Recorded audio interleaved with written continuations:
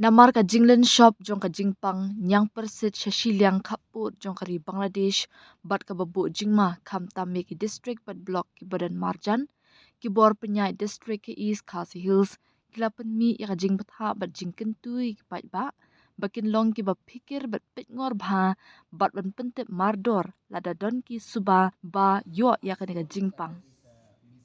Nakaliang umintri katanan kakoi ki kya ba wailat miki shla haba kren bat kinong thok kubor. Ula ong ba haduk menta kimpat yo kanuk report halor kani ka Jingpang ha jela. Kibor district kila batha ya barok kitanat kamtam ki school bat ki Anganwadi center ba penyai daka ICDS bakin long ki ba husiar bat ban shim kya mardor ban khanglat ya ka Jingpur jong uni uknya. Labat ha ru bagi no ki gi brio ki ba habaro kirta ki badan ka jing shipment bat mi knyang ki de ben shim kum ka jing suba nyang persen bat ben pentep mardor shaki jaka sumar ba marjan ki auxiliary nurse midwife ANM lane ki doktor. Shibenta jong ki la jinga dala kintu ki school ba ki Anganwadi center ba ki de ben pentep mardor ya ki no ki ba suba shakta ha nyang persen shaki jaka sumar. Labat ru eki jaka puli bat Anganwadi center baginya trilang bat katanat ka koi kya lembat ke World Health Organization ban yo tokit hakapor babiang bat ban telakam ya ka Jingpur jong ka Jingpang.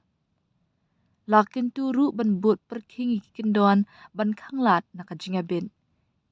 Kinu ki kina ki ba suba yo ya uni uknyang de ban khang bakin wansha school la ni shaki Anganwadi center tat hadu bakin dak koi pura batla ajing mat ru baki de ban shongkop hala yeng bat kyar ban yakendu brio kenang ban khanglat na kajing sapriang shu lapan sungu thu ru ya kinong hikai bat kinong troi Anganwadi bakin I thu kloi kidak jong ka Jingpang bat halor ka jinglong kong san ban pet benya man kasngi halor kino ki jingpen idang baya de bat kan ka Jingpang.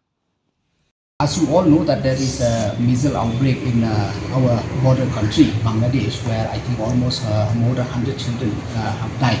But as of now, means like we are in close contact with, from the health department, with especially with all the neighboring district which share border with the Bangladesh. So as of now, we have not got any kind of report from there. But we have given clear direction that they will be alert and to report if any incident happen. But as of now, I like to make it sure that no incident reported as till today.